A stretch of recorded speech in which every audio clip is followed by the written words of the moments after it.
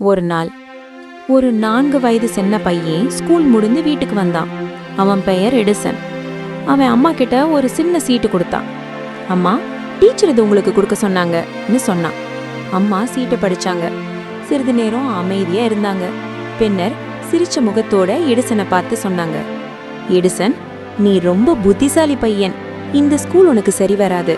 அதனால இனிமே நான் வீட்லயே உனக்கு படிக்க சொல்லி தருவேன் என அம்மா சொன்னாங்க. சந்தோஷமா சிரிச்சான். அம்மா தினமும் புத்தகம் படிக்க சொல்லி கேள்வி கேட்டு நல்லா ஊக்கப்படுத்தினாங்க. எடிசன் பெரியவனா வளர்ந்தான். 1 2 இல்ல 1000க்கும் மேல கண்டுபிடிப்புகள் செய்தான். உலகமே அவனை பாராட்டுச்சு. ஒரு நாள் எடிசனுக்கு அந்த பழைய சீட்டு மீண்டும் கிடைத்தது. அதில் உண்மையிலே எழுதப்பட்டிருந்தது, இந்த பையன் ஒன்றுக்கும் லாயக்கற்றவன். அதை படிச்சதும் எடிசனின் கண்களில் கண்ணீர் வந்தது.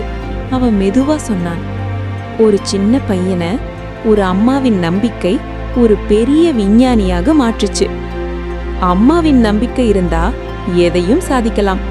இது போன்ற குட்டி கதைகளுக்கு நம் சேனலை சப்ஸ்கிரைப் பண்ணுங்க. தேங்க்யூ.